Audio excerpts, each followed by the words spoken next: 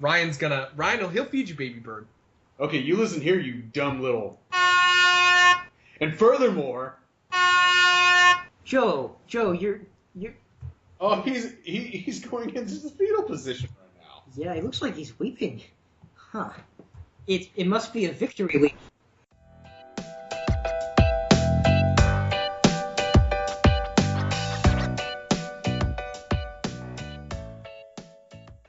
Welcome to another episode of Astronauts Anonymous. Today is July 24th, and this is episode 6. Yes, episode 6. We are, again, Astronauts Anonymous, bringing nerdy news one step at a time. I am Joe Bennett. I'm Viet Lee. Hello. I am Ryan.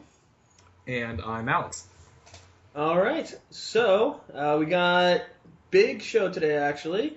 A lot of news out of San Diego Comic-Con. San Diego Comic-Con?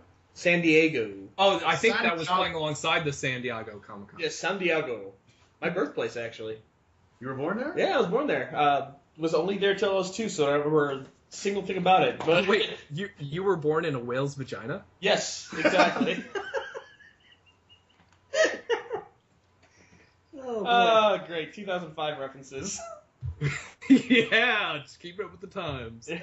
Relevant. I'm only 9 years too late. No, 11. Oh my god. I threw out 2005. I honestly don't remember if it came out 2005, but I'm assuming sometime around then. Around the time when Vince Vaughn was still relevant. So 2005. So, who wants to go first? 5 minutes here? I will go first. All right. I have nothing. Ryan. What? You got a Gyarados, I know that. Yeah, well, that was last week's news. Alright. Old news. Although, I saw a breakdown, actually, on Reddit, and somebody was saying that the most powerful non-legendary Pokemon is Dragonite. It is. Right. And Vaporeons are mad OP. Yeah. Well, I mean, that's how they were first gen, is that they were immune to everything until they introduced, like, the Fairy type, which was just last gen. And they were, like, as strong as a Mewtwo. So, yeah. It was really OP. Didn't you... What was that show you were telling me about before that you were watching this week? Harmon Quest? Yeah, Harmon Quest. It was amazing. I got a subscription to CISO just to watch the whole thing. It's Dan Harmon and his Pathfinder group, and then some random guest celebrities come in, and they run, like, one-shots in Pathfinder. Yeah. But it's really funny, because they're all, like, a lot of them are professional comedians and writers. That's great. And one of the dudes one or all of them are actually, like, improv dudes. One guy came from, or what I know him from is Whose Line Is It Anyway? Oh, really? Yeah. Yeah, it's the guy in the suit. He's, like, a close friend of Dan Harmon's. Yeah. Okay. He shows up on Dan Harmon's podcast all the time. And Dan Harmon's podcast, on Dan Harmon's podcast, he would play D&D on there all the time, too. That was, I can't think of his name right now. I saw the picture of him before. It's the guy that does the voice of Mr. Peanut Butter from BoJack Horseman. I don't get that reference. It's been so long since I've seen BoJack Horseman, so... Season 3 just came out, which I'm going to be talking about that. Let me mention that. If it's not... Are you talking about Paul F. Tompkins? Yes. Yes, Paul F. Tompkins. I saw he was on that show. Yeah, he was on the first episode. Okay. He was a guest star. Yeah. Spoiler, he gets killed off. Okay. Every one of their guest stars is like, well, I have to die now because I'm not going to be in the next episode. They had to kill him off each episode. Yeah, pretty much. The best death is Aubrey Plaza's. Oh, nice. She's in it? Yeah. I love her. Her episode is the second funniest. Actually, yeah, I saw her in Mike and Dave Need Wedding Dates. Was that any good? It was alright. Yeah, I didn't expect much from it. It was actually I can say that it was your typical Zac Efron comedy.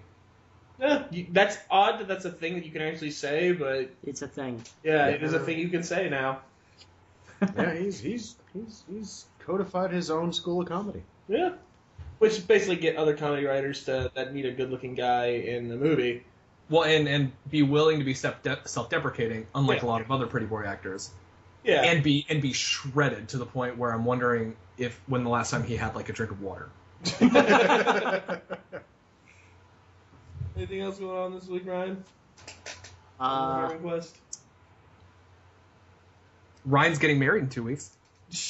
yeah, totally attending a wedding in 2 weeks. Yeah, attending a wedding. As the groom, he's being very modest about it.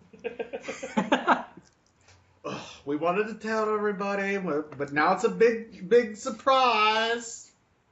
Yeah, I'm marrying my cat. It's legal now in the state. Oh, sure enough, and you're tying the knot. All right. Yeah. He's making an honest man out of you. All right, what about you, V? What have you been up to this week? Wait, we changed topics. That means... Oh, my God. Whoops, that was the wrong thing. Here we go. Oh, that was also the... You know what, V, go ahead.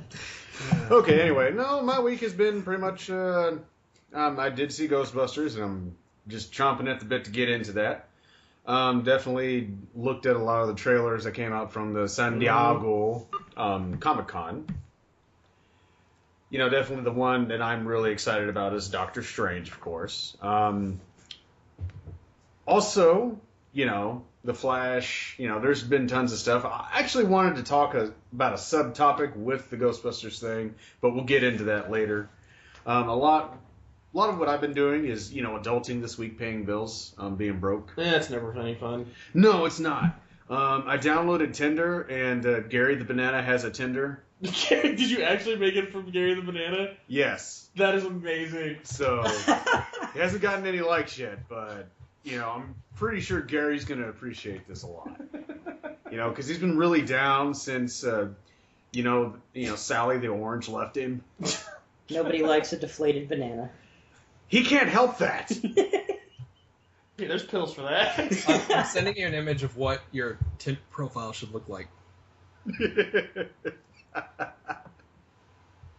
Okay, for the audience, Alice just sent us a photo of the banana stand from Mr. Banana Grabber, please. the Banana Grabber, yeah, from Arrested Development. No touching my banana, It's very, you know, it's very similar to Gary. it says. I would say Yeah. so, but Gary might disagree with you. That's true. And if you notice, actually, the Banana Grabber's on a Segway, just like Job. Yeah, no. Yes. Also, very much looks like... It's supposed to be, yeah, it is. That's the joke.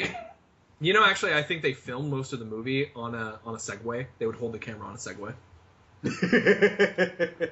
See, if Gary was here though, we compared him to that, he would get mad at us because he's saying that we think all bananas look alike. Yeah, he's very touchy about the whole fruit relations thing. Yeah. He Yeah, looks a we'll lot just- bigger than Gary the Banana. Just saying. Whatever you do, don't call him Chiquita, because he'll Oh, really. yeah, he loses his mind. He'll at that. lose his he'll lose his peel. He'll lose his peel. That sounds messy. Yeah. But no, I spent most of my weekends I spend volunteering at various other organizations. So, and at an event that I was supposed to be honored at, I ended up being one of the volunteers working that event. So Well, it was an honor to work. It was an honor to volunteer at an event that I was supposed to be honored at. To honor Viet for his dedication and his willingness to always work, he's going to work while we're honoring him. Exactly. How else will people believe that you're worthy of the honor if you don't prove it? Yeah, if I'm not working. It's okay, I may have taken a slab of cake afterwards. Like not a slice, a slab. I just imagined you took it though in the middle, like they were like somebody else was giving a speech and you snuck in the back, like shoved a piece in your mouth and cried a little bit. Also, for some reason, I imagine you dressed as a banana. It just helps the visuals. Gary wouldn't have done something like that. Gary would have went on stage. That yeah, if he were to eat like banana pudding, Gary would be a cannibal. Yeah. Which is a very sore subject for Yeah, Gary. and you know the Gary family motto: "No touching my banana." Exactly.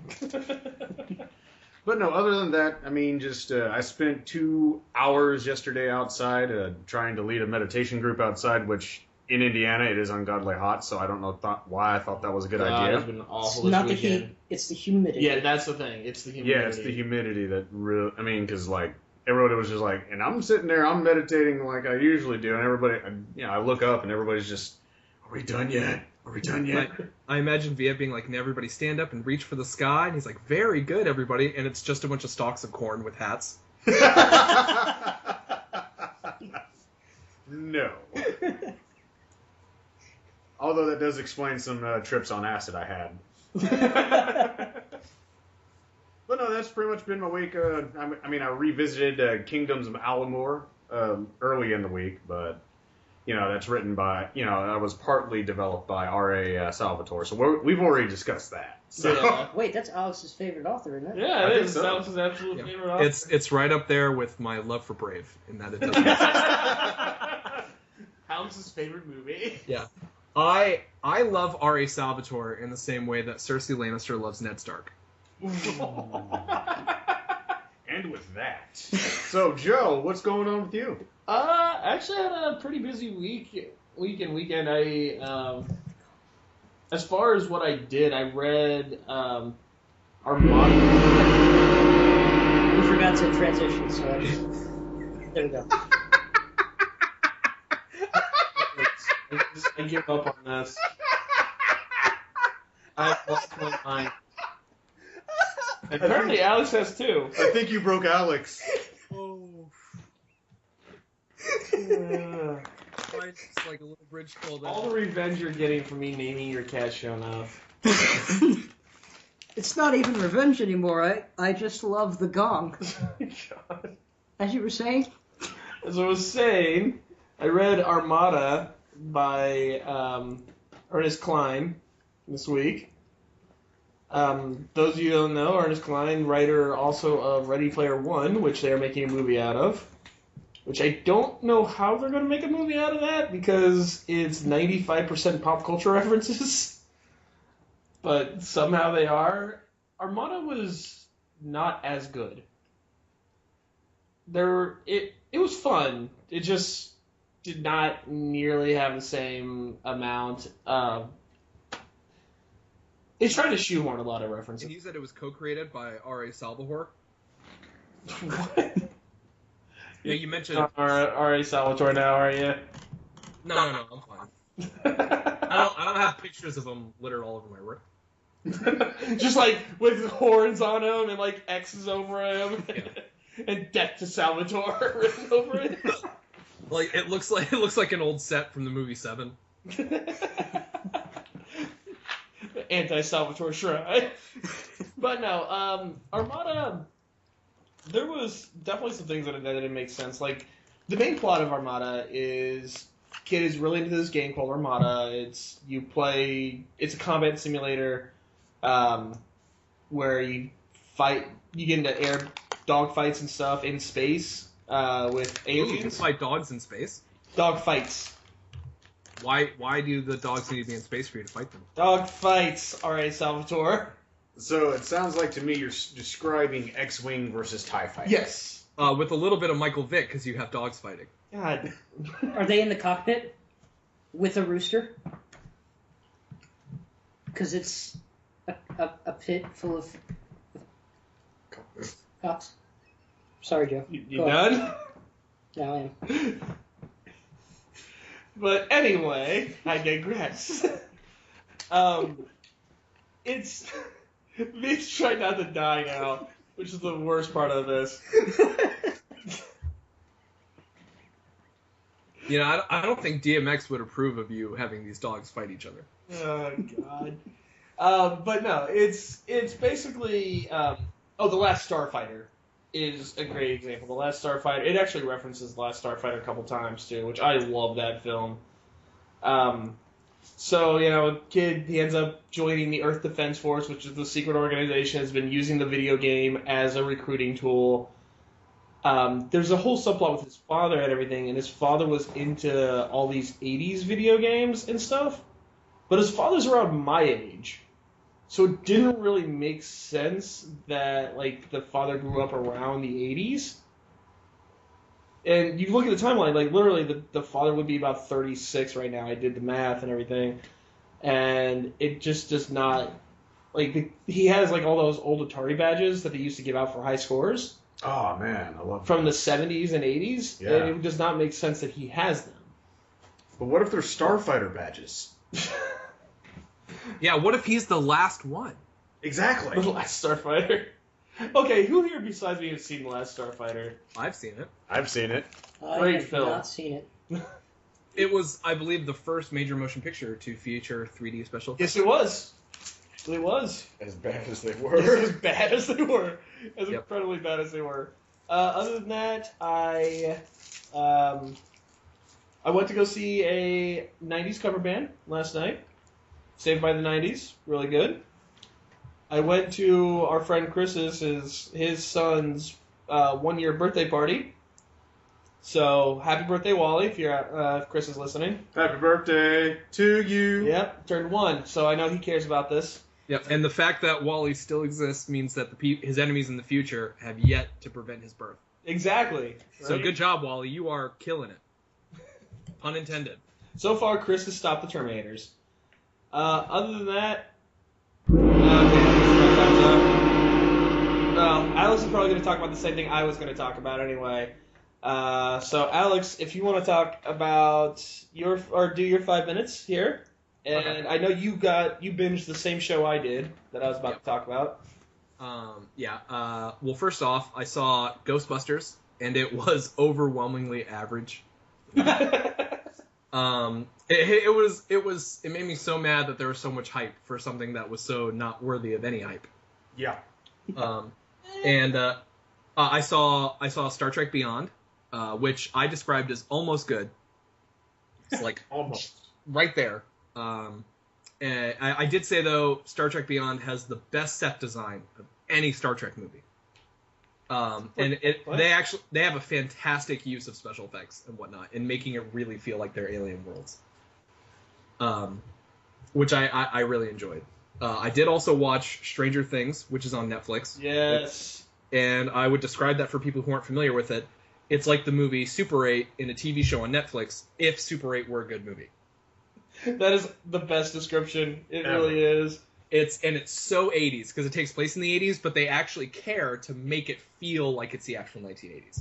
So, you've got the corded phones, you've got the giant radios, you've got the huge mustaches, everybody's hairy, nobody's shaving anything in the 80s. So much synth pop. Yep, the keyboards, I love the synthesizer music. Oh. Everybody smokes indoors. Everybody drinks. Children buy guns and bear traps at Army Surplus, and it's no one cares. It's the 80s. That was one of the best lines. Like, the guy asked them, was like, what are you guys doing with all of this? And they just look, hunting monsters. He just shrugs, all right. It's the 80s. Reagan's in charge. No one cares. Yep. It's so quintessentially. Winona Ryder's actually in it. Yeah. But I loved Stranger Things. Star Trek Beyond was fun. If you like, if you want to just turn your brain off, but it also does have really cool set design. I don't really care about the continuity because they rebooted everything. So I've been saying for a long time, I want The Rock to show up as Spock's brother.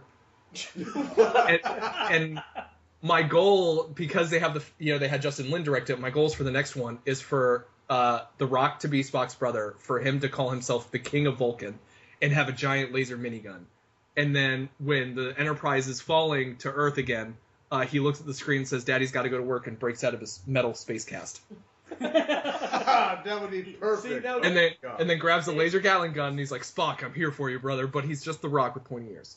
Now they just need to do, actually have the Enterprise go into a different dimension and then do a Star Trek Fast and Furious crossover. It doesn't even need to be, just have Vin Diesel be future Picard. Yep, exactly. And then, they're like, "Captain, where's your crew?" And he's like, "I don't got a crew. I got family."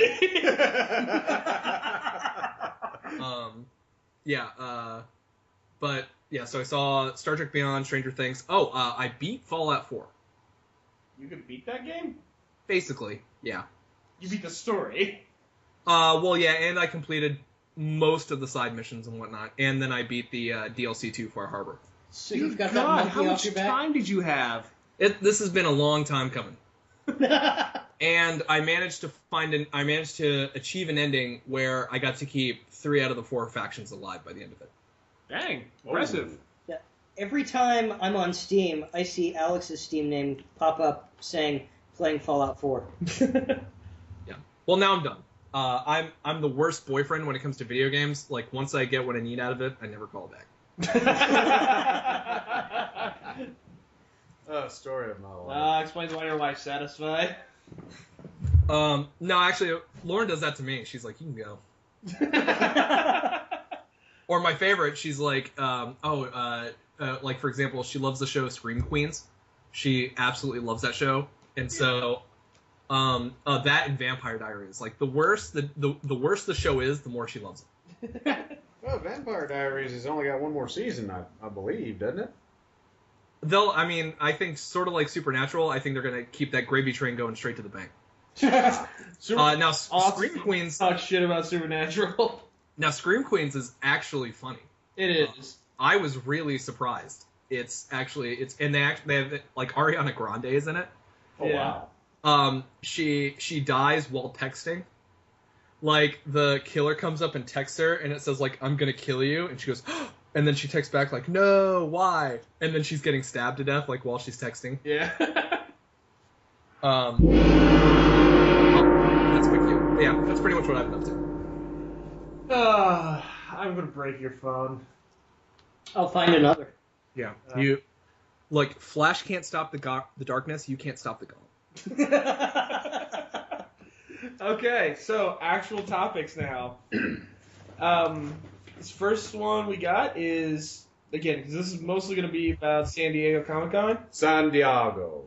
VaginaCon is what they call it. We saw both the Justice League and Wonder Woman trailers out of Hall H. Oh, man, those Or not Hall H. I forget which one DC was in. Whatever, one of the main halls of San Diego Comic-Con. They should have called it the Hall of Justice if they didn't. That's exactly right, because... In fact, every time they should announce something, somebody should have gone up and been like, meanwhile, at the Hall of Justice. But, yeah, we got the new Wonder Woman and Justice League trailer, which they both were really good. Except the Justice League trailer had somebody in there called Barry Allen, but was hashtag really not my needed Barry. friends. Oh, and by the way, that's the same guy from We Need to Talk About Kevin, which, if you want to completely change your idea about what the Flash movie is going to be like, go see that movie. I think it's on Netflix. Is that the one about the sociopathic kid?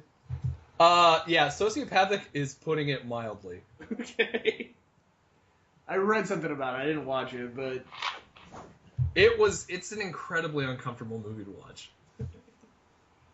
But yeah, no, with the Justice League film, DC is very much trying to show the audience that we've learned our lesson, we've learned from our mistakes, and they put a bunch of humor into the trailer alone. I'm sorry, but they said the same thing with Batman v Superman.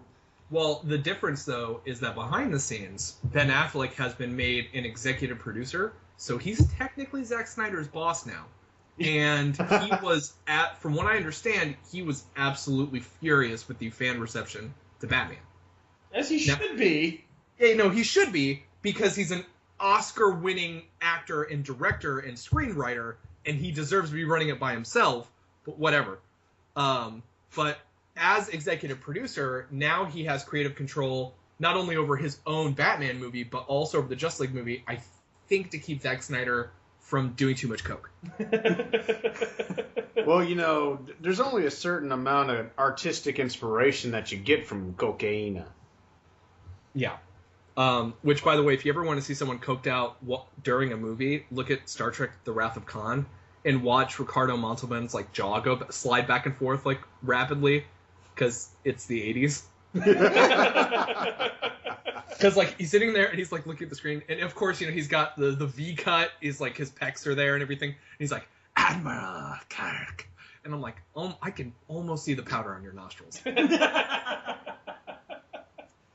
But yeah, the Justice League film trailer, it looked really fun. It was mostly showing just Batman going around recruiting the rest of the Justice League. So they very much again made it a Batman film. It looks like, but they really want to show we're introducing all these characters at once. Yep. Well, also, Batman is by far the favored superhero among anybody. Oh God, yes. Yeah. Yeah. I mean, who are you gonna have leading the team? Like, you gonna get Green Lantern in there? Not with that disaster movie he had. Oh God.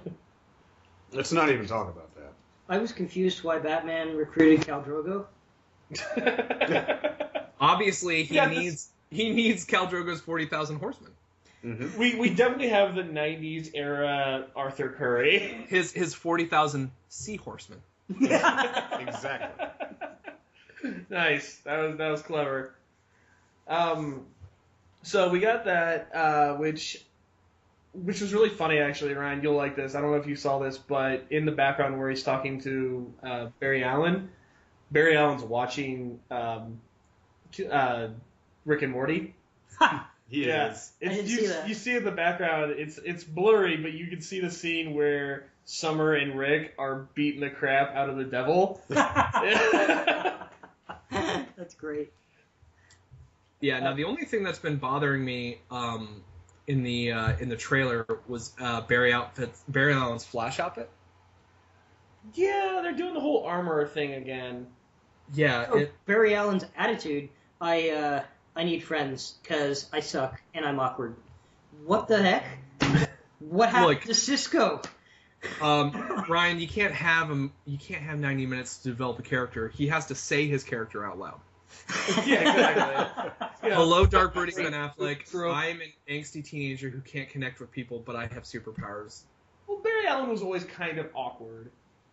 He's kind of awkward, maybe not to that extent, but he was the awkward that didn't realize he was awkward. Also, wasn't he the one that formed the Justice League, or was supposed to form the Justice League in like the comics? I thought it was. Well, hell, Wasp was supposed to found the Avengers. Yeah, that's true. Wasp and Ant-Man. Yeah, and let's never gonna get it. Never gonna get it. Other than that, then we also had the Wonder Woman. Okay, so we'll move on to the Wonder Woman trailer Yeah. now? Okay. So, yeah, the Wonder Woman trailer, not as fun, but Definitely is gritty. it still had its form of levity in it, though. It wasn't dark, No. but it was definitely like, she's a hardcore badass. Which I think is Wonder Woman. Yes, that is very much Wonder Woman, which was good. Yeah. And Chris Pratt is just hamming it up like he always does, but Chris I like Pine. the way he hams it up. Or Chris Pine, yeah, sorry. My bad. Actually, that statement was still true, but just not relevant. So yeah, it looked really good. It just same with the Justice League, but more so with Wonder Woman. I am going in this with cautious optimism because I can see them. I can very much see it being that they show all the humor in the trailer, and the rest of it's all going to be this dark and gritty thing like Batman v Superman. Now, I'm wondering if maybe that's not the case, because if the rumors are to be believed, a lot of the reshoots that they did with Suicide Squad was to punch it up and make it funnier, because you can't have it 100% dark, you know? Yeah. Even with Star Wars, like in the first one, you got to know Luke and his Uncle Owen, Aunt Beru before they violently murdered them.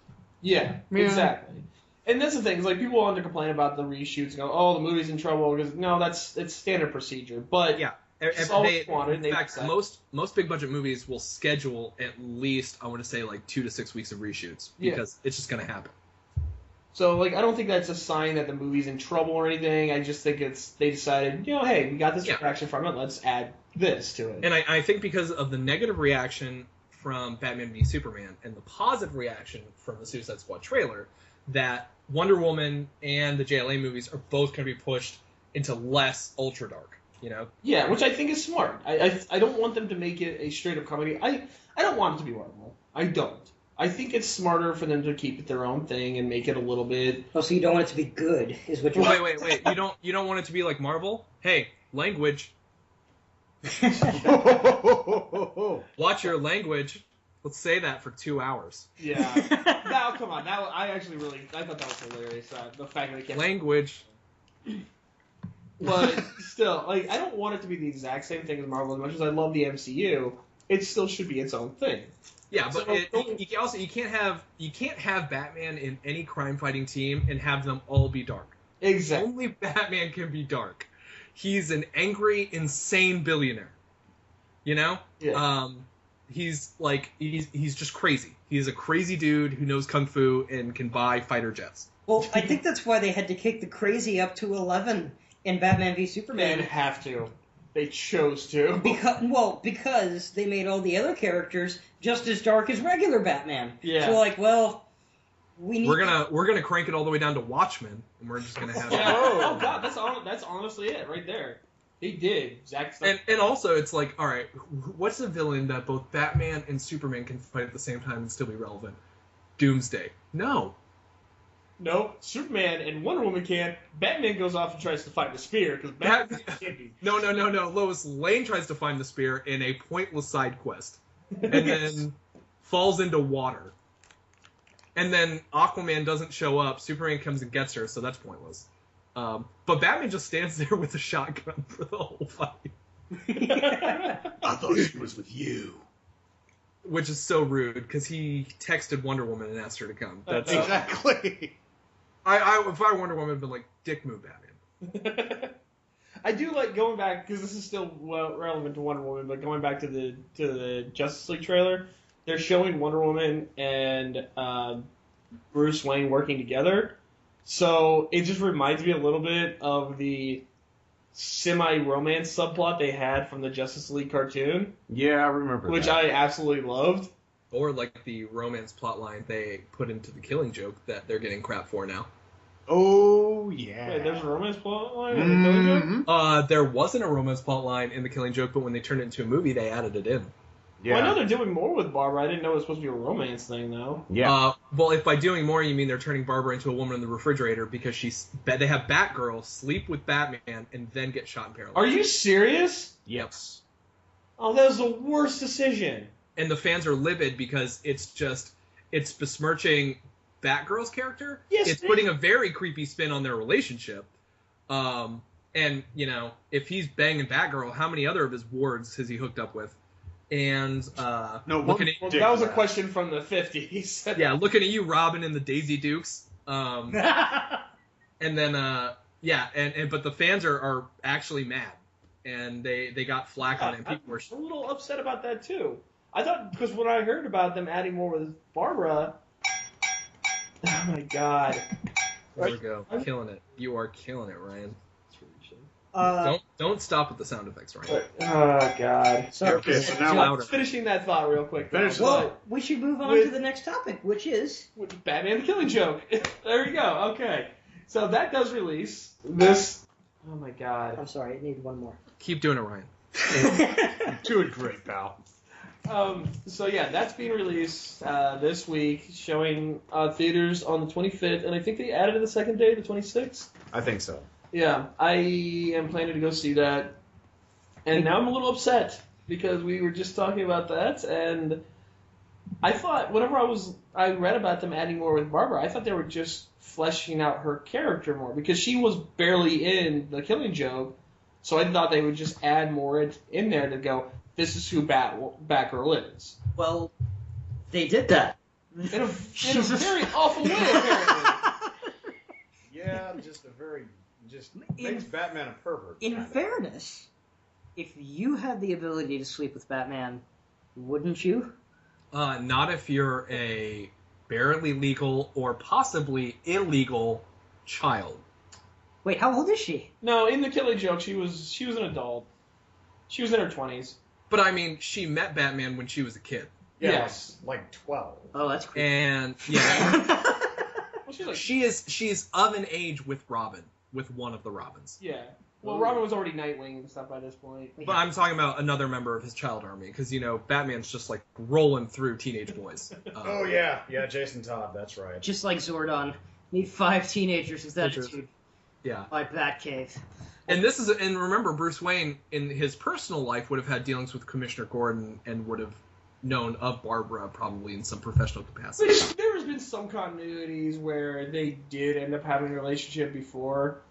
It's In Batman Beyond, they implied that Barbara and Batman had a thing, but I always got the idea that it happened when they were much older, and then that age gap didn't matter. Not as she's graduating high school, Bruce Wayne is waiting in the Batmobile Like, Exactly. hey, Barbara, hop on. No. It was she was with Dick for a while, Get in the jet. and just things with Dick because Dick Grayson's Dick Grayson. It didn't work out, and then so eventually she decided to keep being Batgirl, and they developed a real romantic relationship together. So you're saying she wanted the D? Didn't want the D. That's the thing. She originally did, but then my guess is it's mostly because of Dick's penchant for banging every redhead he comes across. And if Barbara is, if you're saying she is in her 20s, that means Batman at the very least has to be in his 40s. He is a really, really rich billionaire. Him, a 40-year-old billionaire banging a 20-year-old is not uncommon. No, but it like in a normal context, that would be considered like normal pervy stuff. But he was a father-like mentor that taught her how to be a superhero. I know. Well, but in a normal context, Batman is crazy. Look, Like, it's at what point does his character? I know Batman's got a thing for twinks, but like we gotta back up and we gotta stop this. We can't. Batman has to stop sleeping with children. Has That anybody is- here seen the movie Super? No. Nobody? What is super? It's, I can't think of his name. Rainn Wilson? Yeah, it's Yeah. the guy from The Office, and I want to say Ellen Page are Yes. they become crime fighters. But it's like if someone in real life put on an outfit and started fighting crime, where he's and actually crazy. It's a Tim Gunn movie. Okay. Or not Tim Gunn. I was about to say, I didn't know that the guy from Project Runway Yeah. started making movies. James Gunn. The guy that did Guardians of the Galaxy and Slither and a lot of the Troma films. So it's really messed up and weird. Yeah. But it's really good. No, you saw Super. You and I watched Super. Ryan? With Ellen Page? oh Yeah. yeah, But it's a messed up movie. Yes, it is. it's a messed up movie, and Killing Joke is also a messed up movie because Batman is it's how do I put it? It's a Woody Allen scenario. That's what it is. Yes. Yes. Yes, it is. Where you have somebody in both a professional and father mentor like capacity. It doesn't matter that he's not related or that he's a billionaire and all that kind of stuff. He mentors her like an adult and teaches her basically the grown-ups of being a superhero. A lot of writers like to place Batman in sexual positions. And actually, like Paul Dini and they did it in like Mask of the Phantasm. Everybody loves Batman getting laid. They're like, Batman's got to. I know, and that doesn't make sense. Like, Batman just, to me, he always seems like a character that Where do you would think all the avoid pent-up that. aggression goes? Yeah, right? But they always put him in these positions, and it's just, I don't know. He even has a son in Damian Wayne, who promptly dies because of Batman's negligence. Yep. Mm-hmm. Because Batman inducts him into his child army and also makes him wear Daisy. Well, he was already an assassin before Batman even met him, so... Yeah, but he's like that child army is bad. You're gonna join my child army. Which is good. It's okay. Way more young men die in my organization than they do in the League of Shadows. So you're on the right track to be in the next Jason Todd, which is exactly what happened. Is Damian still dead? Probably. I honestly have You not don't kept come up back with DC. from death. It's comic. Unless you're Batman. Unless you're every other superhero. There was actually a plot line where Batman had a contingency put in place in case he ever went crazy, where he had an alternate persona that would keep him alive. Wasn't that the Batman from Oz and Rule or something like that? Maybe. The one with the multicolored patch together suit? Oh, that could have been, yeah.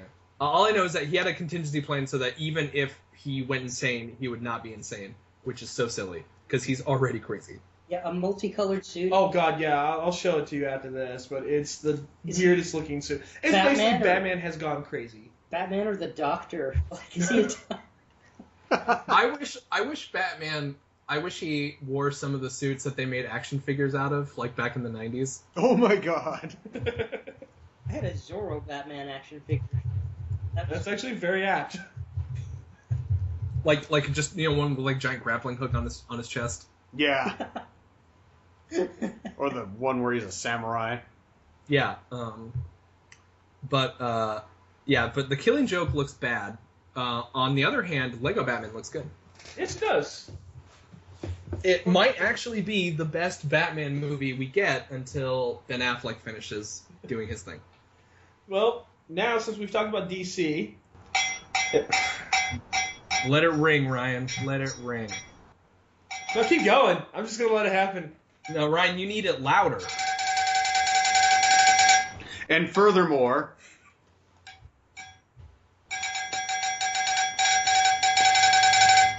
and while we're at it, This is our dumbest episode yet. And on that note, Oh, God damn it. We needed a transition joke. language, sir. hey Joe, your ears. Do they bleed? My brain is bleeding, yes. Oh my god, I just realized that's probably what Batman first said to Batgirl in The Killing Joke. Wow.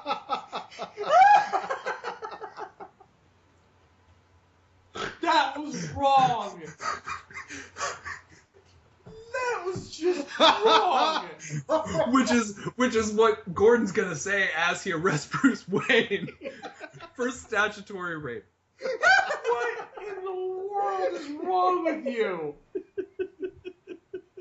You're gonna need a giant gong in that section. Oh my god. Man, that joke's gotta come with a hazmat label. Oh my god. Yeah, warning, please avert your I ears. think Alex is just trying to like up the creep level we've had on the show. No, Batman did that for me.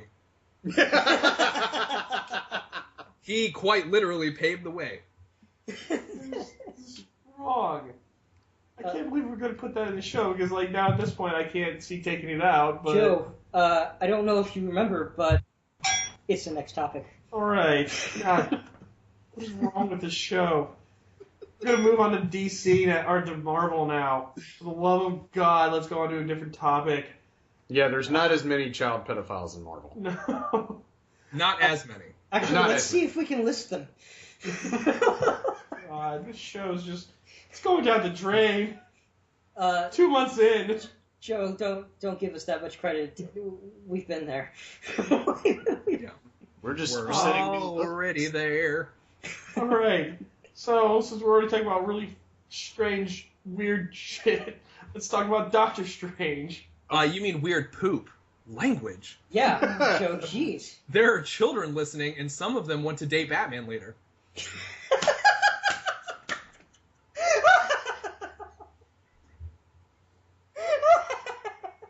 You're gonna get this whole show put on the FBI watch list. Hey, that'll increase viewership. Oh my god, can you imagine if like the FBI retweeted our podcast? They're like, seriously, don't check this out. We'd get attention for all the wrong reasons. There's a lot of viewership coming out of trailer parks. Like, they all seem to be exactly 500 feet away from schoolyards. I don't know why. No, it's like the neighborhood in Arrested Development. Yeah, exactly. That was Like Michael Cera's riding by, they're like, how old are you? And he goes, I'm 20. They're like, he's over 18. Oh, Sun Valley, that's what it's called. Okay, well, anyway, more trailers out. God, this is the weirdest transition, but I'm just going to go with it. I told you we need to work on our transitions. Are you telling I me wasn't there expecting are... this conversation to go into about pedophiles. Whoa, Oh, whoa, we you were never talking used... about Batman. What are Yeah, we didn't use the P word. Yeah, geez, Joe. Oh my god. What, language. Yeah. Are you sure you don't need to go to Sun Valley? I hate all of you. Why are you my friends? Now, are you saying there were weird or stranger things at Comic-Con? So, about the Doctor Strange trailer. I'm giving up on that. We're just talking about Doctor Strange now. So, we also, who hasn't seen the Doctor Strange trailer yet? Ryan, of course. You should bring it up and watch it now. Yeah, Fuck it, we'll do it live. I mean, Alright. frick it. Frap. Yep. Doctor Strange battles the forces of reality. He battles the forces of evil. He battles a magical cannibal. Hannibal Lecter's in it. Yeah. Yes, he is. And he also struggles to maintain an American accent. Yes, I noticed that. The entire time I was watching, I honestly could not tell if he had an American accent or British accent. It kind of kept going back and forth. He did my favorite thing, where it's the bland, neutral accent that British people think Americans sound like. Yeah. So he says that he speaks very slowly and very carefully because he has to enunciate, or else he'll go into British mode. So he's like, I don't believe in fairy tales or chakras. Was that what? All right, so here we are. We got it pulled up now. Yeah. Also, you'll see is Tibet is going to be nowhere in this movie because they wanted to show in China. Yep, because they don't want to piss off China. Oh, yeah, and that's why they make the ancient one a... Sorry. It's about to go off. I do like that, the whole transition into the other realm. It's like this shards of glass thing. Also, Tilda Swinton plays a dimension-hopping ancient one in Doctor Strange, but she also plays Kevin's mom in We Need to Talk About Kevin, who plays the actor who plays the Flash. Exactly. So, you could say the Flash was raised by the ancient one. That is very much true. It was a Marvel DC crossover. Yeah. Sort of like how The Gray with Liam Neeson is a prequel to Batman Begins. Yes, exactly. Oh wait, it's that chick from The Lion, the Witch, and the Wardrobe. That's Yeah. Yes, the White Witch. Tilda Swinton is her name. She's a great actress. She She's was an amazing also, actress. yeah, she was also Gabriel in Constantine. Yep. Now, do you think they actually shaved her head, or do you think they put on a bald cap? It's Tilda Swinton. She shaved her head. She shaved her head. Tilda I Swinton's very much a method actor. I also actually, what I love about Tilda Swinton is that apparently in real life she was really good friends with David Bowie, which is awesome because they're both wonderfully androgynous, you know? Yeah. Like in Constantine, it was cool because she looked like she could have been either gender. Well, that was the point. Yeah, that was kind of what they were going for with her. Yeah, and she just nailed that. Jeez, it looks like they're fighting on the set of Inception. Yeah, that's kind of the point. Yeah. Well, no, there's no Blanc, so that's how you know it's not in the Nolan verse. I do like. Although there is a fan Let's do theory it. actually. Oh, here's the part.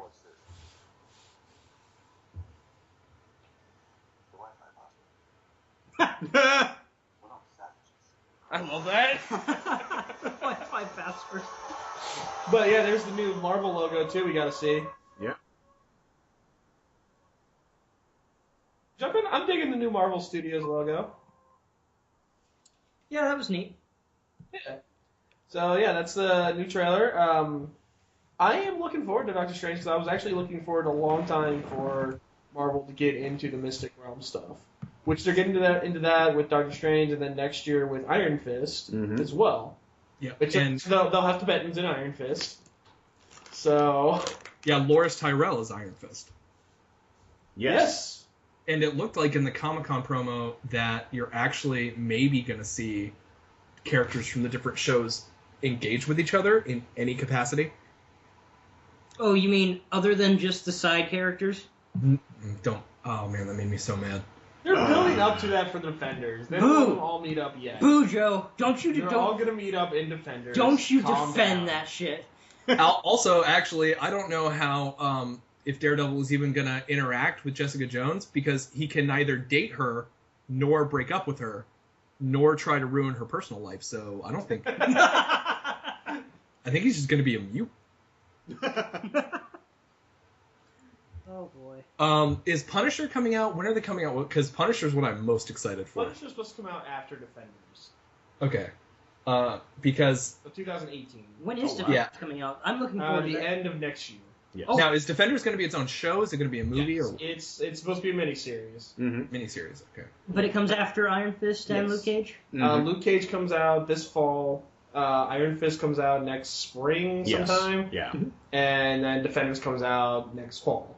And then I think they're probably in setting up, getting ready to pick up like directors and whatnot for a Punisher show. Yeah. they're in the middle of that right now. Which John Bernthal did show up at Comic-Con and talked a little bit about it. No real news, but just Yeah, Joe Bernthal. For the record, I want to state I've never liked Punisher because in most comic book forms he's just like revenge porn. Mhm. You know, not revenge porn, not that. That's for Batman. That Batman does that, not Punisher. But it's just violence. You know, it's like, ooh, look at all the people that I'm murdering and stuff. They actually gave Punisher character development in such a way that by the end of that one monologue he gave to Punisher about being tired, I liked him more than I liked Daredevil. Yeah, no, there's the thing, is that Punisher, very much like Superman, can be a very boring character when a lot of people write him. They also actually gave him a military haircut, and they gave him the high and tight instead of the like ponytail. Yeah. Yeah. You know, the creepy dad look. Steven Seagal look, yep. Yeah. No one like Punisher should ever have a ponytail. No, exactly. It makes no sense for him to have a ponytail. Yeah, they went over his like military background and his like brain damage and stuff, and You're not the Punisher. Oh man, my favorite scene with Punisher actually is when the reporter girl from True Blood, she's like, if you go and kill that man, then we're done, you know, you're dead to me. And then Punisher was like, I'm already dead. Yeah. And then she sits out there and goes, so I guess I'm gonna get an Uber or something? Yeah. I'm stuck out here by myself. She can take the subway. It's New York City. Yeah. She wasn't in the city though. She was out in the middle of the woods. All right. Punisher's got to he's got to punish people. Exactly. He's got a job. Karen Page has a little bit of a walk. Oh yeah, but for Doctor Strange, Benedict Cumberbatch's non-accent is fun to listen to. And it must suck because like Tilda Swinton and Chiwetel Ejiofor are both like going full Brit, and he has to play an American. I'm surprised actually they didn't go the route and be like, oh well, I was born in America, I was raised in England, chip chip cheerio. Glory to the governor, sir. We're going to do this magic now. And again, Hannibal Lecter's. Okay, so I guess that's signaling a new topic. Okay. Is they are insisting on the gong now. Oh, you don't like the gong? No, don't do it. No, that's okay. Stop with everything. I have all of it. No, I have not Let it- gong for you. Come on, do it. Yeah, Do we, it, man. Yeah, just all over. Sweet Vuvuzela. And there goes the 3 subscribers we had. Look, the Vuvuzela brings people together. It's a classic instrument. yeah.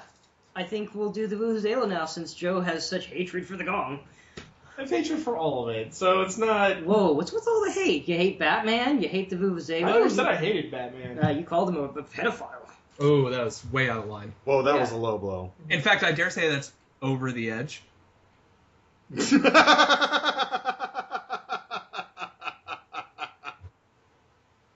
For the record, for those of you guys who don't know, in the Batman animated series, there's an episode called Over the Edge, which actually has more awesome Batgirl character development than anything you'll see in The Killing Joke. Yeah, I got it. I was talking to our under 21 audience. Just talking, Joe. So don't worry. Anyways, you were about to In introduce. other another- Marvel news, we got 2 character reveals. One we kind of already knew about. I'm just moving on. There's no segue into this. I'm just moving on. So the other topic, one we already knew about was the actor for Captain Marvel was officially announced. Brie Larson. Which was one of those that was kind of already discovered and people knew it, but it was not official until this Comic-Con. And already I'm starting to see the good old misogynistic hatred of people going, oh, they're doing the female version of Captain Marvel. Is there a male version? Yeah, the original Yeah. Captain Marvel has been... Carol Danvers has only... Ryan, this is comic books. For a long time, like Wonder Woman originally started as the secretary for the Yeah, Justice no, League. that's true. Yeah. I'm not making that up. Yeah, Wonder Woman was the secretary for the Justice League. Just to get women doing stuff other than typing has been a laborious struggle. Well, this is also the same era that Wonder Woman was in her own comic was basically just a dominatrix. Yeah. In fact, actually, the highest level of praise for a long time that ladies could get in comic books was to be murdered and stuffed into a refrigerator. Yep. What was that character's name? It was Green Lantern's girlfriend. I can't think of her name now. GE Cooler Master 5000. Too soon, Alex. Yeah, about 40 years too late. But no, so we got Brie Larson, which is bringing out all the wonderful misogynists.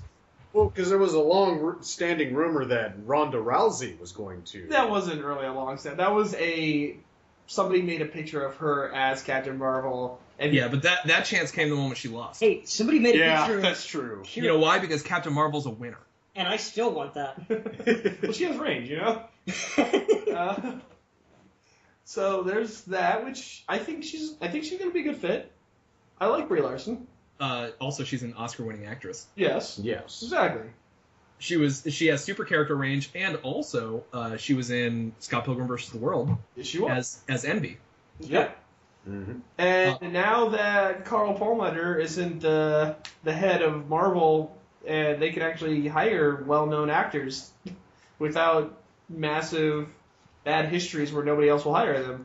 Yeah.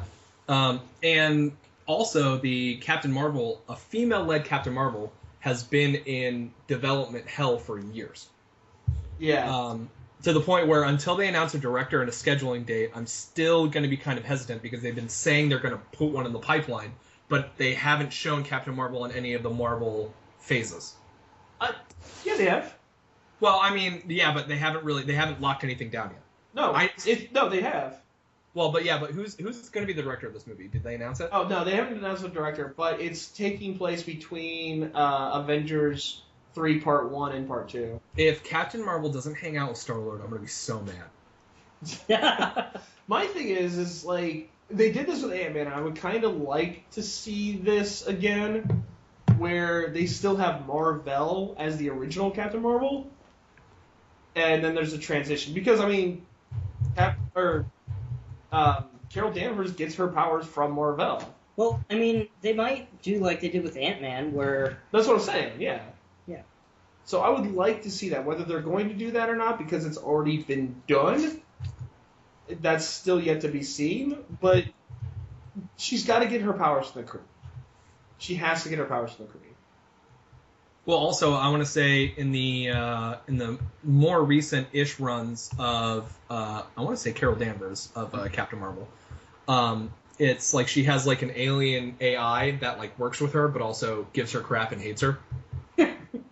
I've not read the most recent run, so I do not know anything about that. I think I got to confer with a buddy of mine who's like a huge Captain Marvel fan. Is that like Gosbo or whatever from the Flintstones? That Martian that showed up in the later episodes? What, the Great Gazoo? You mean Gazoo? Gazoo. Did you say Cosmo? Yes, Yeah, I I didn't know Cosmo. his name. I couldn't think of it. He was thinking of Fairly Odd Parents, Cosmo and Wanda. Yeah. For shame. Oh man, Okay, you I'm sorry. can you imagine if like Cosmo and Wanda and the fairies like just wiped out Great Gazoo and all of his people and put Great Gazoo like in exile in prehistoric times just to mess with them? Man, this got dark. Yeah, no, that would be insane. I feel like the creators of Fairly Odd Parents would kind of be on board with it. It's all connected. Yeah. It would be. Butch Hartman's is a good guy. He loves good twists. But yeah, so there's that, and then also we got another actor announcement. Let it ring, Ryan. That felt like a Are we not transitioning? Because I feel like we need the... Oh, that had a little street beat to it. Do that Are we again. done? No, that's the transition music. Ryan, where'd this go? Except it's a cowbell. Yeah, how am I supposed to freestyle if like you're not? Yeah, keep the rhythm, keep the beat. All right, you got it, Viet. Alrighty. Tear up the mic. Keep going. Keep the flow. Gonna talk about a new show. New shit. Come on, L. God. Exclusive. Oh, don't stop.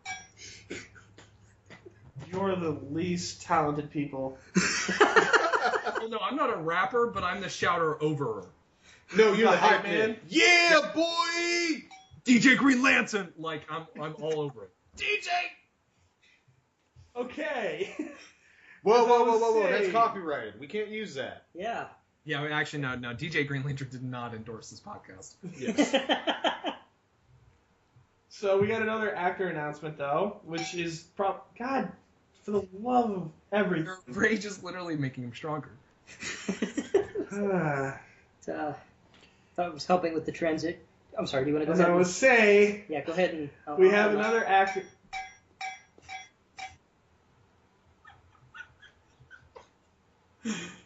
Sorry, that was probably rude of me. Go ahead. It felt like you were going somewhere with that. Joe, please. If you hit that thing again. Oh, new topic. All right, you know what? Give me that fucking phone. No! Give me the goddamn phone. He meant to say, Ryan, give me the flippin' phone. Yeah, God damn it. This is a PG show. Yeah, this Give is me a the PG phone. phone. No, God. my phone! Yeah. Oh, you turned it off. Okay. Ryan, if you make one more noise, he's gonna Batman you and leave you sexed up and paralyzed.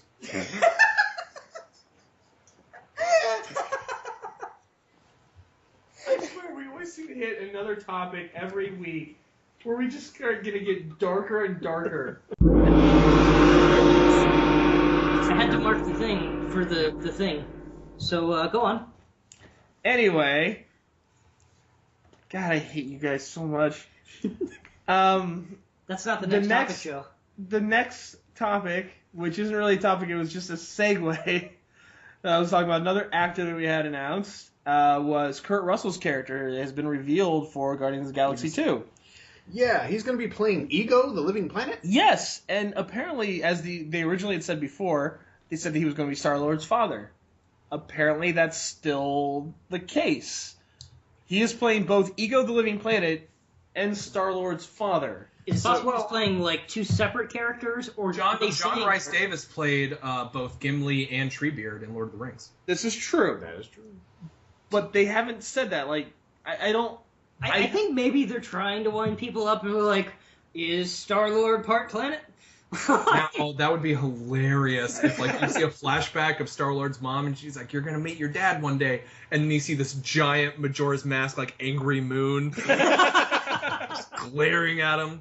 But no, I just want, if he's gonna be Ego the Living Planet, I want the planet to have Kurt Russell's hair. I want them to fly up and see Kurt Russell's beautiful scalp just flowing in the astral winds. Because Kurt Russell, I'm gonna say it, I think he has the best hair in Tinseltown. That's the best hair in Hollywood, hands down. Yeah, hands down. And as he gets older, it only gets better. I mean, You know, like, it's perfectly styled. You don't really need to do anything to it. He just wakes up and I woke up like this. he's one of the only people who made the mullet an acceptable hairstyle in the 80s. That's true. That honestly is, yeah. You need Kurt Russell's beautiful, gorgeous hair. And the mustaches that he grew for, like, Hateful Eight and for Bone Tomahawk. Oh yeah. I think he might be the god of hair. He may be. Not Fabio. No, Fabio is his anointed knight and protector. Yes. Let's Because Fabio can kill birds with his face. What? What? Yeah, he can. No, seriously. his- What? Yes, he can. Fabio's nose is a bird killer. Yes. What? Okay, you gotta explain the Yeah, context I of this don't to me. get it. Okay, Fabio was riding a roller coaster. Oh, yeah, okay. Okay, now everybody remembers. I remember now. Yeah, Just and space then back to bird? Yes. Yep, or Yeah. a bird smacked his face. and murdered it. Yeah, totally. Can't be good for the hair. Nope. Wasn't good for the bird's hair at all. Or the bird's body. Since birds don't have hair, I assume it wasn't. But Well, this was a rare hairy bird. Yes. He was just attracted to the wild goodness that was Fabio. It was a creature that flew out of Kurt Russell's hair. They don't know where it came from. But But it chose Fabio as his chosen knight. It's a weird knighting ceremony. Usually they do the I- sword thing. They did the... I hope Ego the Living Planet is Star-Lord's dad. It would explain so much. I don't know how it's possible. Normally, isn't Ego a villain? Like, that's what I always thought. Ego shows up as a villain. Star-Lord's dad could be a villain. The Yeah. fact that he's a planet doesn't bother you? Also, I want to say, the director said he wanted to go in a non-typical route with Star-Lord's dad. Definitely non-typical. And the blue face guy said that Star-Lord's dad was a jackass. Yeah. Yondu. And it would explain why Yondu had to bring Star-Lord to him because he's a planet. Also, but yeah, he's a planet. The one line that she did give about him was that he glowed or something like that. Being a pure light like an angel. Yeah. I guess the moon glows, so... Well, and Kurt Russell's hair glows. It is naturally luminescent. It's like Super Doesn't even Saiyan. have to use moisturizer. Nope. Just Like, I don't think he uses scissors. I think it retracts. he just. I don't want you to be that long today. Yeah. No, I think, he just gets up in the morning and whispers, mullet. And then it just, work in the front, party in the back. All right, so moving on. There it is. Let it ring, Ryan. Louder. Make it louder and post I give up. Back to DC, actually. We're going to take a step back and go back to DC a little bit because there was a couple topics that we didn't go over. New trailers for The Flash, Yes. Legends of Tomorrow, Supergirl, and The Arrow, but nobody cares about that one. Well, for the Flash TV show, Supergirl TV show. We don't want to get confused. They didn't show a trailer for a Flash. Sorry. Flash Season 3, Yeah. Supergirl Season 2, Legends of Tomorrow Season 2, and they showed Arrow Season 5, but No one cares.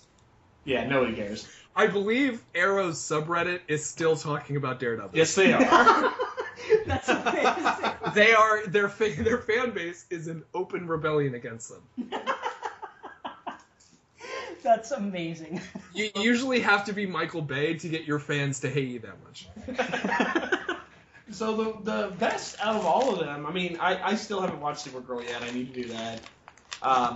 But the best out of all of them, though, was the Flash Season 3 trailer. That was awesome. It was amazing. It looks really good because they are, as everybody knows, they're doing the whole Flashpoint thing. They're doing legit Flash. But they're making it good. Yes. Yeah, yes, exactly. Well, okay. The funny thing is, Flashpoint, like a lot of big comic events, the best part of the comics was all the side story stuff. Like, Batman Flashpoint was great. Sorry, jelly beans. That wasn't a sound effect, though, Joe, so we don't have to transition. He's like a bridge troll. He needs his jelly beans, he asks riddles, and he does the gong noises when people are talking. So, we got the new trailer, which showed Wally West in action, finally. Yep. So, which I actually really like that outfit. The costume they got for him? It's good that they went a completely different route in terms of the design. Now, I'm personally excited over billionaire evil person Cisco Ramon. Yeah. Cisco is still the best character in that show. And now they're making him a billionaire asshole. I love it. They made him a little bit of a bad guy. They teased it in the last season, in season 2 of Flash. With his alternate dimension evil Cisco Ramon. Oh, instead of Vibe, he's called Reverb. Yeah, that's true. And it's funny because when they saw each other, he goes, "I call myself Reverb. What do you call yourself?" He goes, "Vibe." And he's like, "Nice." They compliment each other on it. And ready to convert him to the dark side. Yeah. Now, as far as the CW shows go, and I'm going to include Supergirl in this, I haven't watched a lot of Supergirl. I did watch the crossover episode with the Flash. That was really good. Yeah, and it's just it seems like the Supergirl show itself is kind of corny. Yeah. Yeah, I watched the first episode and I didn't care for it because it was incredibly corny, but I did hear it gets a lot better. It does Yeah. a lot better. Now, actually, something that I really enjoyed is when Flash was interacting with Supergirl, the show got so much better because they actually have fantastic chemistry. Yes. They bounced well off of each other, and it was cool to see Barry Allen charming the pants, not the pants because she's not wearing pants because Wearing a dress, superhero. Skirt. Yeah, but he was being very charming with Supergirl. Charming the super costume off of her pants. Yeah, Her pants. You guys just have to always go the creep route with it, don't you? Yeah, Ryan, you're being a real Bruce Wayne about this.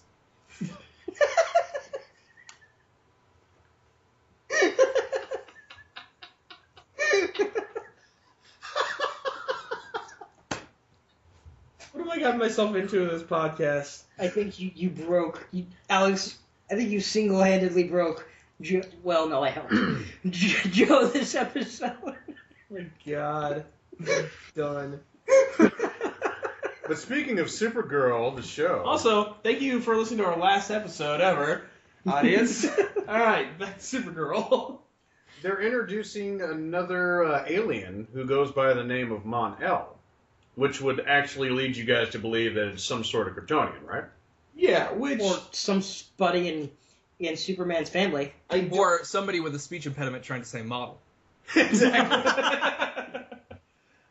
Yeah, I don't know enough about... Like, I've read my fair share of comic books, of Superman comics, but I don't know Mon-El. No, basically Mon-El's character, they're almost exactly like Kryptonians. It's just their weakness, instead of being kryptonite, it's lead. So they're not Kryptonians. No. He's a Daxamite. Yeah, Daxamite. Huh. I don't know anything about Daxamites. How convenient that their weakness happens to be readily available on our planet. In bullets. In bullets, yeah. You can kill them. They only have one weakness. Guns. Bullets. Yeah.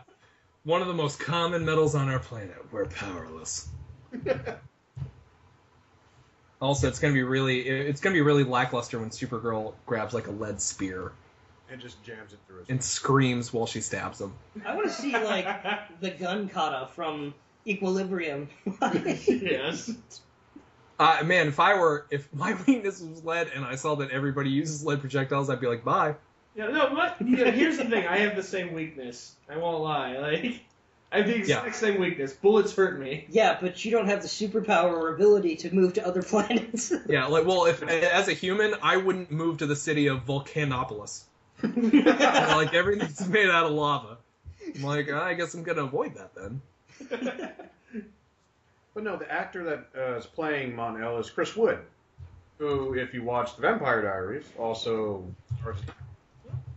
Well, they're also going to be showing, like, this was announced a while ago. This isn't new, but they did announce that Superman is going to be in season 2 as well. And Yeah. they got the actor whose name escapes me at the moment. I think he's a good look, though. I saw what he looked like. He fits the type. So it'll be interesting with Superman actually showing up instead of just seeing him in a blurry in a blurry background. Yeah, I'm still upset that they couldn't get the Smallville actor, Tom. Oh God, why can't Snelling? Snelling. Oh man, I was really hoping they'd cast like Willem Dafoe to be Superman. I was hoping I was thinking. Yeah. Oh shit. So that, and then Can you Can you imagine Willem Dafoe in the suit and she's like, Superman? He's like, like, oh man.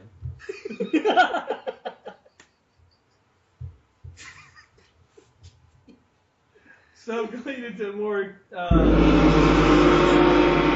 There it is. There it is, the money shot. More news. This is not out of Comic-Con so much, but we have another movie that we talked about a little bit last week, but there's a little bit more news with it. The live-action Pokemon movie from Legendary Pictures. They picked a writer. It's going. They are talking about it being Max Landis. And the fans have picked an actor. We'll talk about that in a moment. Max Landis is the writer for Chronicle, American Ultra, and Victor Frankenstein. I saw Chronicle. I liked Chronicle. Yeah, I really like Chronicle, despite the director of it, who went on to do the wonderful. Well, even Max Landis, when he heard about what was happening to the director of Chronicle, like on the set of Fantastic Four, said like about time. Oh yeah, Implying that there was. they do not like each other. Yeah, implying that there was bad blood already on Chronicle. Yeah. Apparently, like, why can't you think of his name right now? I think I just, like, for my own safety, pushed his name out of my head. But... Oh, Josh Trank? Yes, Josh Trank. Yeah, box office powerhouse Josh Trank. Yeah. Poor guy. But, yeah. Well, I mean, he's poor. He's gonna be poor. And I found this out whenever I was looking into it. I didn't know this, but Max Landis is the son of John Landis. You didn't know that? No, I didn't know this. That's right. His dad directed Blues Brothers 2000. And the original Blues Brothers. I know. That was a joke on Red Letter Media. I'm going to give credit to that. Blues Brothers, Animal House, American Werewolf in London. And I want to say his dad co-wrote one of his first scripts with him. Really? Yeah. You got to give... Well, you gotta help your son out. Which his son is not... Like, I kind of feel because of that. Like, I really like Chronicle. I haven't seen Victor Frankenstein or American Ultra. I heard decent things about American Ultra. Not that it was great, but it was alright. But I kind of feel like he's one of those that the only reason he's made it in Hollywood so far is because of who his dad is. But besides that, though, apparently the picture is supposed to be based on the Detective Pikachu series. Yes. It's an awesome series. It's Pikachu, and he's a detective, and he's just solving crimes in the Pokemon world. I hope, like, everybody is an adult, everybody is human, and everybody plays it completely serious, except Pikachu only says his name over and over again in, like, a trench coat and a hat. Well, he has the Deer Hunter hat. I've seen the picture of Detective Pikachu. He has the Sherlock Holmes Deer Hunter hat. Yeah, but like, I want them looking around, and he's like, I don't see anything here. Pikachu, and he's like, damn it, I'm not a magician. Like, they're like, I want everyone to be serious except for Pikachu. Apparently, so does the rest of the world. Because the rest of the world has petitioned who they want the voice actor for Pikachu to be. Can you guess who it is? I'm gonna say Mark Hamill. Nope, even better. Danny Pikachu. Terry Crews. There's been a fan petition. I would actually watch that. I would love that. I don't know. I would watch him with the red circles on his face and then like a tail and a yellow t-shirt. Just a yellow makeup. Jumpsuits. Yeah. Just Terry Crews walking around. Power! Pikachu! Pikachu loves yogurt. Yeah, and he's like running around, Pikachu's agility, and like just runs around the room. I don't think that is as good as what the fans have picked. Who? I think actually that's probably better than what the fans have picked. Yeah. But Tom the Hardy? fans have decided they wanted Danny DeVito. Which I can actually see if they're trying to go for, like, a kind of a nitty-gritty New York detective. It's Pikachu! But they're trying to give Pikachu's character depth. He's not just Ash's I don't think sidekick they're going to anymore. go the DC route with this. I want Zack Snyder to be the director. No. I want James McElhenney of It's Always Sunny in Philadelphia to write the movie, and like, and then being like, oh, what's this letter, Detective Pikachu? He's like, oh, that's a letter from Chansey, my ex-wife. Well, why don't you write back? 'Cause she's a whore. And then imagine Danny DeVito in Pikachu makeup, right, climbing out of a couch, like a sweaty couch. I would actually, you know what? I might go broke seeing Danny DeVito as Pikachu. I hope they don't auto-tune his voice. Exactly. Just Danny DeVito as Pikachu. Like I want like Ash to be there and try and have him do something stupid, and then Pikachu been like, I've been putting up with your stupid shit for 20 years, Ash. I'm out. 20. You made Bulbasaur spin its vines around like a helicopter. Just change a Pokemon. You had me fight Onyx, you piece of shit. Was it your idea to use the sprinkler? That's so illegal, by the way. Other news we have. I just am. Out of Nintendo, though, this got a lot of people really excited, but the NES Mini was announced. NES Mini, it is dropping on November 11th. It will be $59.99. An extra control. It only comes with one controller. To get an extra one, it'll cost $9.99.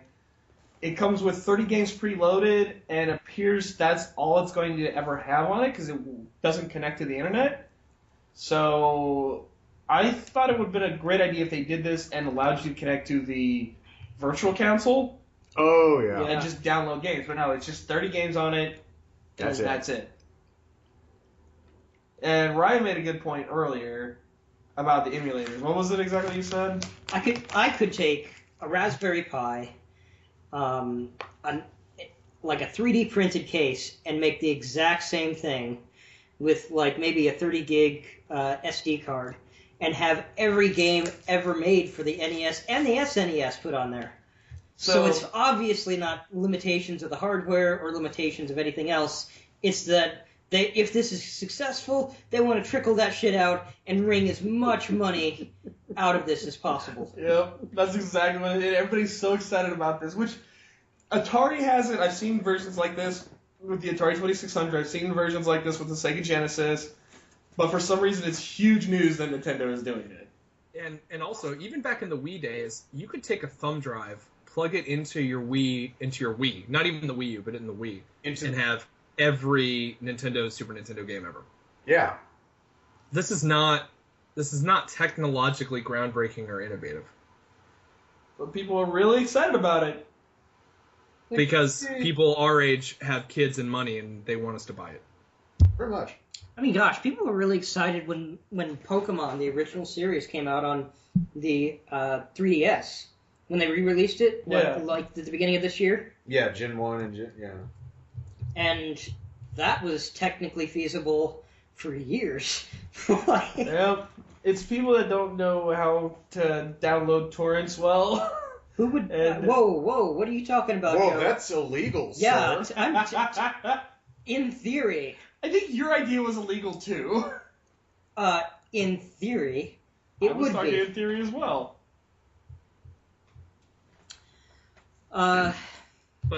But yeah, I just think you should be able to just download the SNES games on the Wii U.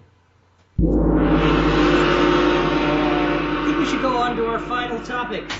The Firefly Serenity comic, or? No, what we've been wanting to talk about for... I know, I was going to say that as the last one. So really quick, I just want to go over one thing that I was excited about. Okay, that was actually an accidental thought. Ryan, you've gone crazy. Before we get to our final topic, I did want to talk about one final thing. The new Serenity comic that it was announced at Comic-Con.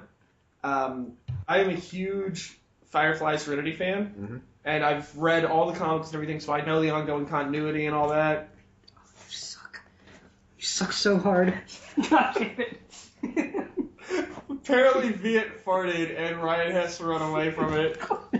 And now Ryan is waving his pillow in the direction away from the fart. That's unrelated to the Serenity comic. But the new comic... It's as good as the first season was. Oh, I will murder you. You thought I was going to murder you over the gong? Do not talk shit about Firefly. Okay. But yes, the new comic called No Power in the Verse. It's written by Chris Robertson, the writer for the TV show iZombie, not the comic. And drawn by Georges Genti, who drew the other Serenity comics. Lands on October 26th. It's an ongoing continuity, so it takes place after... Those of you that just watched the show and don't know anything about the ongoing things, but... I've seen 2 episodes. Except for Ryan, because Ryan doesn't watch anything good. He watches Doctor Who. So, it takes place after Zoe's going to do the gong again, just to spite me now. I'm just going to wait for it to happen. Alright then. So, it's after Zoe's had the kid. Ah, okay. And it's after, in the comics, a new rebellion started because of what happened in the movie. Oh, in Serenity movie. Mm-hmm. So it takes place about like a year after that. So I'm really looking forward to this because when the last comic came out was about the start of the rebellion, and it was really good. I liked it. Mm-hmm. I'm really looking forward to what they're doing now. And now Zoe's kid, is a toddler, too. So I'm really excited about that. I can always use more Firefly Serenity. But on that note, let's move into our final topic, which was the movie.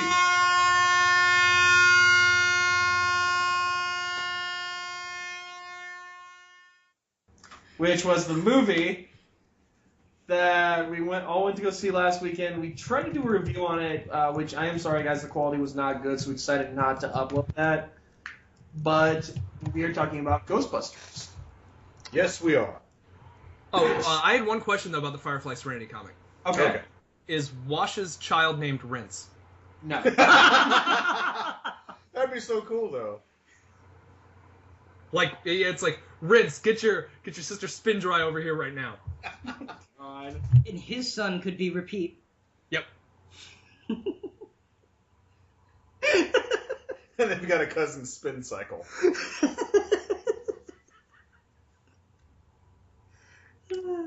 My Alright, so friends are worse. So what was the last topic? Ghostbusters. Who you gonna call? Ghostbusters. Which, I went to go see it, Via went to go see it, Alex, you went to go see it, right? Yep. And Ryan, you did not. No, it seemed bland. Today, we actually tried the Ghostbusters Twinkie, Special Edition Twinkie, and what was the other thing? Ecto Cooler. Not God. the Ecto Cooler, the marshmallow thingy. There were 2 limited edition Twinkies. That was a Twinkie too? Well, no. You ate it and you don't know what it was. It was a snack cake. In release of the new Ghostbusters film, Hostess issued out 2 limited edition Twinkies. One key lime slime, and one white fudge marshmallow. Which the key lime slime tasted like a Twinkie with key lime and looked like it was covered in mold. Yeah, so that was a little hard to stomach. It was a little gross to look at. Tasted just fine. It tasted alright. It tasted like a Twinkie with some key lime aftertaste to it. Yes. The marshmallow one kind of the same, but with marshmallow. Yes.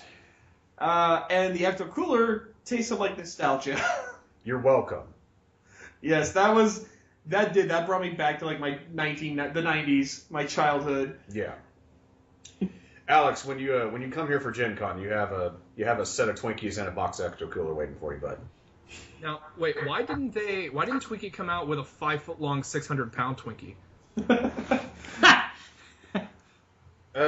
6 feet long, 700 pounds, I think. Well, I just watched the clip. Hold on, let me see. 600 pounds. 600 pounds, okay. Did the Ghostbuster Guru get the facts wrong? Whoa. Yeah. Well, he got his ghost busted. Yeah. God. Yeah. Why they should have just sold those in bulk. I'm sure one person would have eaten them. Yes. Yeah. And then died. Yeah, and they could even call them Spanglers. Oh, too soon. Well, actually, no, it's been a couple of years. But yeah, no, the Ghost. And they could be like, warning, this does contain the ghost of Hail Ramus. People who worship ancient Babylonian gods are forbidden from buying this Twinkie. Sumerian. Totally different. Both, neither of them are allowed. Neither of them. And people who are related to ancient Carpathians. Yes. But yeah, I went to go see the movie, and I thoroughly enjoyed it. From what I gathered from, because I talked to a couple of audience members after the show and everything, and there seems to be consensus, and I've seen this online as well, and this is exactly my thought on it. If you separate it from the original and just take it as completely its own film, it is a really good film. It's not amazing, but it's really fun. I don't think it holds up as well as the original does, but it's a completely... The original was this weird experiment that they decided to do, and it was a comedy with some weird supernatural elements and a little bit of action, but you could only pull off that comedy with that team. This was a straight-up modern-day blockbuster action comedy. which doesn't make it bad, but it made it all right. It was its own movie in its own right. It really was. I mean, for me, who's a professed, ghost head, I went into it trying to not judge it, but essentially what I did throughout the entire time, I was sitting there, I'm just like, okay, this scene is exactly like the first scene, because the intro is exactly like the first intro. It's just... Yeah. Well, Yeah. also, the 1980s Ghostbusters was a happy accident, because even back then, Bill Murray didn't want anything to do with it, but he was having trouble getting studios to pick up a movie that he wanted to do called The Razor's Edge. Oh, Yeah. yep. And so the idea was that he would do this schlocky nothing video that he himself didn't really care about, and then he would get to do his big serious movie Razor's Edge, and then it would be awesome. And then Razor's Edge ended up being a catastrophic flop. He also kind of did it for Jim Belushi Yeah. too. Yeah. Which he insisted that Slimer, like they purposely made Slimer as the ghost of Jim Belushi because of that. Mm-hmm. Yeah, and it was a happy accident, because you had like Harold Ramis, who's like fantastic. Yeah. Writer and director and whatnot, so he was on board. Dan Aykroyd actually provided all of the supernatural mumbo jumbo, because he actually believes all that stuff. Yep. So all the stuff that he's talking about, like protonic reversals and ethereal slime, that's real Dan Aykroyd. Yeah. Barely containing is crazy, but it fits in the movie. So you can't replicate that. No, You know. Now, actually, I think in this movie, Melissa McCarthy and Kristen Wiig were the least charming parts about the movie. Yeah. They really were. really were. Chris Hemsworth gave 110% in that movie. I found the character completely useless. It's funny because his character reminded me of like the secretary in like a 50s movie, like a sexy secretary or something like that. Exactly. I did see, and we'll talk about this a little bit too, because there was, of course, all the stupid fanboys and everything talking about the movie. But I saw a quote online today of somebody complaining about Chris Hemsworth characters, like, the only male lead in this character is dumb and pointless and just this idiot throughout the whole movie. And somebody underneath it went, really? You're upset that the only representation of your gender in the entire film is pointless and stupid? I loved That's it. your problem with it? Chris Really? Hemsworth looked at an aquarium and he goes, fish tank is just a submarine for fish. Yeah. that was the bit. That was. I was the moment he said that, I was like, I'm on board. He covered his eyes because it was loud. Yeah. It was great. He really tried, and it was hilarious. He was willing to be self-deprecating. And I loved how Kristen Wiig was like inappropriately attracted to him. Yes, she was the Bill Murray in this. Yeah. Not in the funny, her attitude toward things, but toward the opposite gender. No. Yeah, and she's pseudo the main character. Yeah. She was literally trying to jump his bones. Yeah. Now Kate McKinnon and Leslie Jones. Leslie Jones, they carried the movie for me. They really did. They I was really surprised by Leslie Jones because off SNL, and I'm just going to say this because I'm just going to bring it out, and this was a thing that a lot of people had a problem with. She plays a stereotype a lot, but she did not do that in this movie. no. Saw that. And in fact, they made her in the previews seem like she was going to be like stereotypical, but she was actually a reasonable, well-rounded person. Exactly, which is what Ryan was just saying. Like, he saw it in the trailer, her acting like that. Those are literally the only two times they showed it in the trailer were the same two moments that they showed in the movie. Those are the only time that she acts like that. Yeah. Also, Michael K. Williams is a government agent. I love Michael K. Williams. So I thought he played a great, just completely ineffective secret agent. Yes. He's Homeland Security. Yeah, that's right. And I thought Kate McKinnon and Leslie Jones, they stole the show. Melissa McCarthy and Kristen Wiig, and it's weird because Paul Feig loves Melissa McCarthy, so you'd think he'd give her the best lines, but no. It really did. Kay McKinnon was the absolute best, and Put your lesbian boner away, sir. Don't make it creepy again. Yeah, or no, it's like Kristen Wiig gets her hair changed, her hair color changed, and she's like, "What do you think?" And Kate McKinnon says, "I'd hit on you at an AA meeting." that was the great thing about her too. Is like, I'm glad they didn't try to give someone for Kate McKinnon to romance, because usually if they have like a nerdy quirky, they're like, "Ooh, look, he's a nerdy quirky boyfriend." Because in the movies, like, and Red Letter Media talks about this, sometimes in movies they have what are called a case of the not gays, where if somebody could theoretically be interpreted as gay, they give them a boyfriend or girlfriend. Yeah, and they don't do that with Kate. They don't really say either way with her character at all. She just doesn't have a romance, but... And it's actually, you don't see any of their romances, really, because they focus on their professional job. Exactly. And As opposed to Bill Murray, who stalks a woman while he's working. Exactly. That is absolutely true.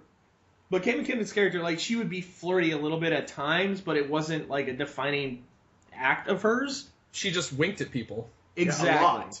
Oh, and the other government agent, I want to say Matt Walsh, where she was like feeling him up.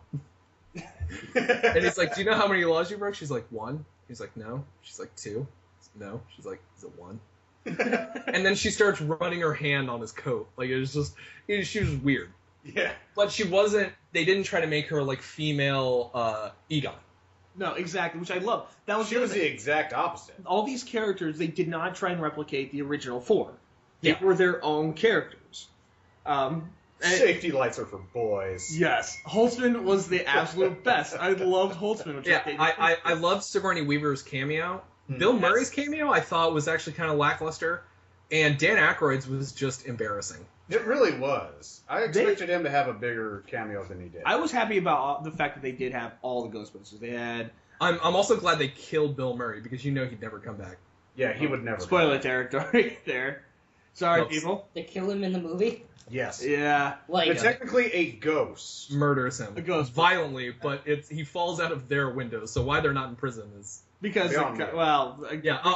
Actually, I also loved how the mayor was immediately on board with the supernatural and stuff. He's like, but publicly we can't endorse that, so we're going to talk. Well, again, we're gonna get into spoiler territory when we start talking about all that. Oh yeah, sorry. Yeah, but they all had a cameo. Mhm. Ernie Hudson shows up. At Dan the end. Aykroyd. Oh, Ernie Hudson had the best cameo. He did. He and Sigourney Weaver were like neck and Bill neck. Murray, Sigourney Weaver, Annie Potts, and then you got a statue of Harold Ramis, Mm-hmm. which is great. Yeah. That was the very first cameo, actually. You Rest saw. in peace, Harold. Yep. So they all show up again, but they all have these little bit parts. I loved Annie Potts's Yeah, cameo. the secretary in the hotel. Yeah. What do you want? Yeah. Overall, again, though, they did their own thing. They didn't try and emulate the old movie. They kept the only two things they kept with it were the original title and the Slimer. basic premise. And Slimer. And pseudo, and not the Stay Puft Marshmallow Man, but totally the Stay Puft Marshmallow Man. Yeah, exactly. That's actually where I felt like when they tried to harken too much back to the previous, that's where they stumbled. They didn't need a pseudo Stay Puft Marshmallow Man to fight. It was funnier and more engaging when I felt the third act was where it was weakest. Mm-hmm. Yeah. There were too many throwback scenes because that parade of ghosts was drawn directly from the intro scenes to the real Ghostbusters. That's true. I didn't even think about that. Yeah. And that poltergeist scene. now I did like actually that the villain was like just a weirdo. Yeah. Yeah, because like I've Used their own work against them. I've met weirdos like that before. You know what I mean?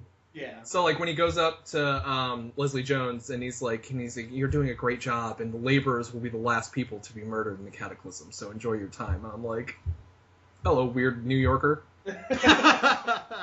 Okay. So, final thoughts on this film. Again, I really enjoyed it. I thought it was a pretty good movie. I thought the biggest problem with it, and it's not really a problem, it just makes it very different, is the fact that this was just a straight-up summer action comedy.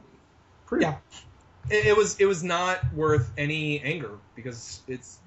I mean, I wasn't either way on the hype train. You know, I didn't think it was going to be the greatest thing ever. I didn't think it was going to be the worst thing ever. And you can't stop studios from doing remakes because that's what everybody's done since the invention of the written word. Yes. I want to say like only 4 of Shakespeare's works are original. Most of them just rip off other things or tear directly from history. Yep. Exactly. So like you're gonna have ripoffs. And Ghostbusters, the original in the 80s, was itself a ripoff of like a 1950s show. It was. Yep. The Ghostbusters with the gorilla. Yeah. And Yeah. So and as long as people can toy around with intellectual properties, you're never gonna not see that. exactly. And like again, Leslie Jones was the biggest worry for me, and she surprised me. Yeah, she was super well rounded and she was super normal. Actually, my wife's favorite scene was the mannequin scene with Leslie Jones, where she was just Yes, that was Being a good chased one. by the mannequin. Yeah. That was hilarious. But yeah, other than that, that was my final thoughts. You got anything else you want to go over with it? Yeah, definitely. There's been a lot of backlash with Leslie Jones Unfortunately, 'cause from people were a assholes. vocal minority who just, I mean, they don't allow the evolution of things, and it's just it sickens me that they went on to her personal Twitter page, and they left these vile, nasty, just straight up racist comments on her page, and you guys are, and that's all I'm gonna say. Yeah, there doesn't. But I'm not even going to draw more attention to them. They're Yeah. assholes. That's Pretty the end much. of the story. Yeah. I love you, Leslie. The people on Leslie's page were being real Bruce Wayne's about it. They really were. Not even regular Bruce Wayne. Frank Miller Bruce Wayne. Yeah. Oh no. Zack Snyder Bruce Wayne. Yeah. That Yeah. is Frank Miller, Bruce Wayne. Yeah, that's true. Well, yeah. But yeah, and it sucks that, I mean, controversy is especially with stuff like this is always really silly because you can't. Again, this is how things work. Mm-hmm. Modern, And everybody plays. the things, oftentimes the generations that get offended are mad when things aren't made for them anymore. You know. And it's not like you could never recreate the 80s Ghostbusters, and if you did like when they remade Psycho with Vince Vaughn. Oh Yeah. God. It was like a shot-for-shot remake, and it wasn't good. Yeah. If you tried to recreate the 1980s Ghostbusters today, that movie would seem creepy and weird and not as funny. Yep. Yeah. It's as funny as it is and as memorable it is because it came out in a time where it could be memorable. Mm-hmm. And then other movies are going to come out that are going to be better remembered than this new Ghostbusters movie, so who cares? Yeah. Ugh. Like, if it were, like, comically bad, that would be one thing. Like, but it wasn't even comically bad. It was just okay. Yeah. It was really okay. Yeah, I would say B plus for me. But, yeah. B minus. I'd give it a C plus. C plus. Alright. I'd give it a gong. So I plus. think that does it for today's show. Any final words from anybody today? Yes, I have. No, besides the phone gong. There was any actual final words before we sign off today? You don't want the gong? Okay, I've got other things. Okay. This On has that note, I'm going to choke out Ryan. We are Astronauts Anonymous. Giving you nerdy news one step at a time. Have a good night.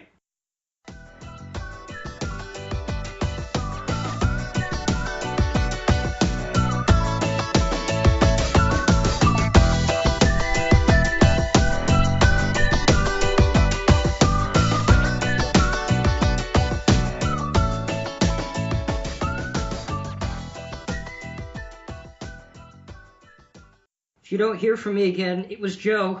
Joe did it. Bruce Wayne. I hope there aren't a lot of Batman fans in our fan base. And we're out.